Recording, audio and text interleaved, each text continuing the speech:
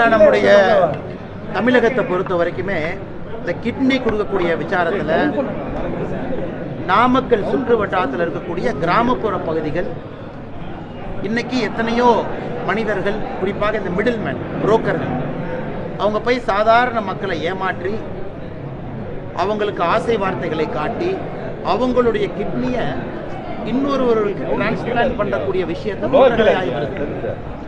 ஆனால் இந்த முறை நடந்திருக்கக்கூடிய விஷயம் இன்னும் பூதகரமாக திராவிட முன்னேற்ற கழக கட்சியை சார்ந்திருக்கக்கூடிய முக்கிய நிர்வாகிகள் சில பேர் அந்த புரோக்கர்களுக்கு உறுதுணையாக, ஏன்னா அதை பொறுத்தீங்கன்னா அரசாங்க மட்டத்தில் கீழே இருக்கக்கூடிய தாசில்தாரிலிருந்து பல இடத்துல அப்ரூவல் சர்டிஃபிகேட் தேவைப்படுகிறது. குறிப்பாக பிளட் டோனராக இருக்கணும், குறிப்பாக பணம் வாங்காமல் அவங்க கொடுத்துருக்கணும். ஆனால் இன்றைக்கி இங்கே இருக்கக்கூடிய திமுக கட்சியை சார்ந்த நிர்வாகிகள் ஒரு பக்கம் அரசாங்க அதிகாரிகளையும் அவங்களையும் கரெக்ட் பண்ணி, இன்னொரு பக்கம் கிட்னி கொடுக்கக்கூடிய கிராமப்புற மக்களையும் ஆசை வார்த்தைகள் கூறி அவர்களையும் ஏமாற்றி இது ஒரு ஆர்கனைஸ்டு ட்ரேடாக, இது ஒரு ஆர்கனைஸ்டு ட்ரேட், ஒரு கம்பெனி மாதிரி, இண்டஸ்ட்ரி மாதிரி அவங்க செய்திருக்கக்கூடிய விஷயம் பத்திரிகை நண்பர்கள் மூலமாக கொஞ்சம் தான் வெளியே வந்திருக்கு. Tip of the iceberg. அரசாங்கம் இதற்கு தனியாக ஒரு எஸ்ஐடி போடணும், ஒரு ஸ்பெஷல் இன்வெஸ்டிகேஷன் டீம் எஸ்ஐடி போட்டு முழுமையாக இந்த விஷயத்துக்கு அடித்தளம் வரைக்கும் போய் யாரெல்லாம் அதில் இன்வால்வ் ஆகியிருக்கிறாங்க, அரசு அதிகாரிகள் உட்பட திமுகவில் இருக்கக்கூடிய நிர்வாகிகள் யாரெல்லாம் இதற்கு உடந்தையாக இருந்திருக்கின்றார்கள் இந்த மாவட்டத்தில், அது கலெக்டர் ஆஃபீஸ் வரைக்கும் போய் தான் அது வெளியே வருங்கண்ணா அந்த அப்ரூவல் எல்லாமே. அதனால் ஆட்சி அதிகாரிகள் அந்த மட்டத்தில் தப்பு நடந்திருக்கா, இல்லை அரசியல்வாதிகள் மட்டத்தில் எந்த அளவுக்கு தப்பு நடந்திருக்கு, குறிப்பாக திராவிட முன்னேற்ற கழகத்தை சார்ந்த நிர்வாகிகள் கண்டுபிடிப்பதற்காக ஒரு எஸ்ஐடியை கான்ஸ்டியூட் பண்ணி பத்திரிகை நண்பர்கள் தொடர்ந்து கேள்வி கேட்டுக் கொண்டிருக்கின்றீர்கள். ஆனால் அரசு எஸ்ஐடி போடாமல் முழுமையாக இதற்கான உண்மை வெளியே வராது. அதைத்தான் பாரதிய ஜனதா கட்சியினுடைய எங்களுடைய கோரிக்கையும் கூட, விரைந்து உண்மையை வெளியே கொண்டு வர அரசு முயற்சி எடுக்க வேண்டும்.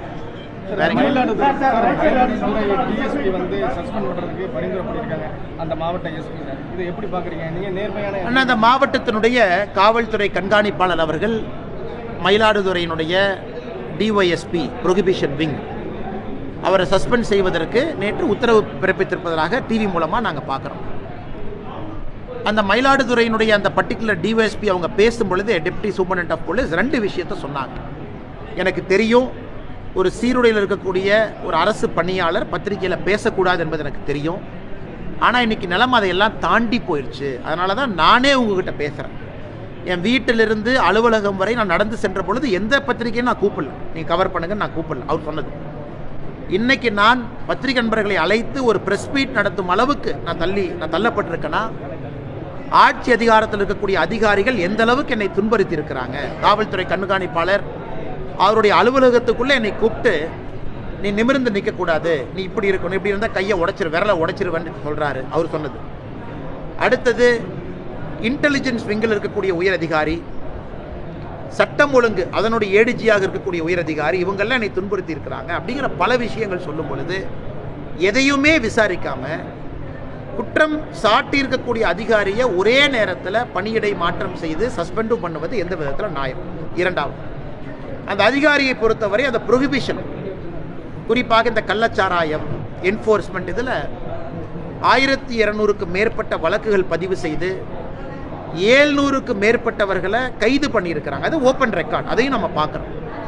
இன்னொரு புறம் இந்த சம்பந்தப்பட்ட டெபுட்டி சூப்பரண்ட் ஆஃப் போலீஸ், இவர் மீது இதற்கு முன்பு இது போன நடவடிக்கைகள் யாரும் அரசு எடுத்ததாக தெரியல. அப்படின்னா ஒரு ஹானஸ்ட் ஆஃபீஸராக இத்தனை காலமாக இருந்திருக்கிறாங்க. அதுவும் இவருடைய ஜீப்பை எடுத்துக்கிட்டதுக்கு அவங்க சொன்ன காரணம், முதல் நாள் இல்லை சிஎம் வர்றாங்க அதுக்கு வேணும், இன்னொரு நாள் உயரதிகாரி கொடுக்கணும். எப்போ தமிழகத்தில் நேர்மையாக இருக்கக்கூடிய அரசு அதிகாரி யூனிஃபார்மோடு ரோட்டில் நடந்து சென்று அவருடைய அலுவலகத்துக்கு போகிறாங்களோ அன்னைக்கு அட்மினிஸ்ட்ரேஷன் கொலாப்ஸ் ஆயிடுச்சுன்னு அர்த்தங்கய்யா.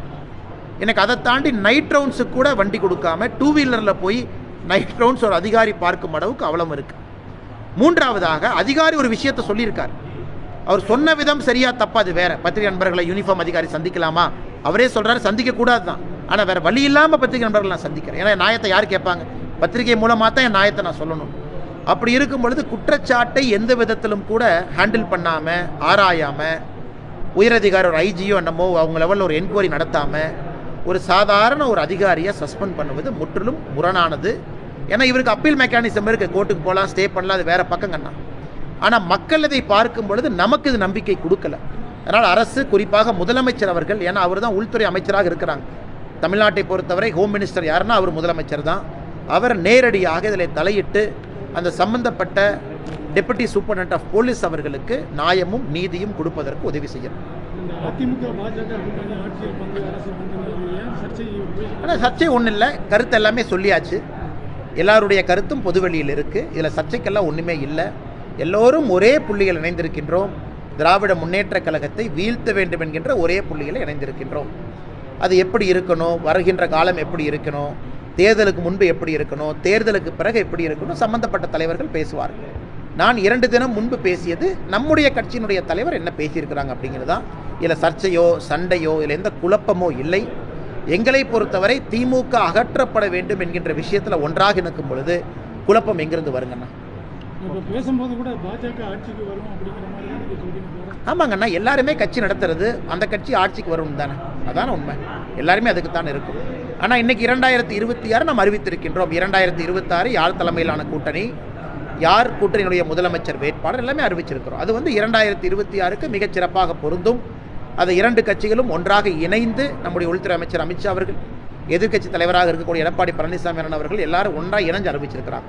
ஸோ 2026 பொறுத்த வரைக்கும் எந்த கன்ஃபியூஷன் இல்லைங்கண்ணா. அதே நேரத்தில் திமுகவை அகற்ற வேண்டும் என்கின்ற ஒரு ஒற்றை இலக்கில் இருக்கும் பொழுது குழப்பமும் இருப்பதாக நான் பார்க்கிறேன். இதில் குறிப்பாக இன்னொரு பக்கம் பார்த்தீங்கன்னா, காங்கிரஸ் கட்சி கருவீரர் காமராஜர் ஐயாவை கேவலப்படுத்திய பிறகு இருக்கலாமா போகலாமான்னு அவங்க ஒட்டிகிட்டு இருக்கிறாங்க. திருமாவளவன் நடத்தக்கூடிய அரசியல் கட்சி மாநாட்டுக்கு அவருக்கே அனுமதி இல்லை, இது கொடுமை. கொடி நடுவதற்கு அனுமதி இல்லை. கம்யூனிஸ்ட் கட்சிகளுக்கும் அதே பிரச்சனை தான்.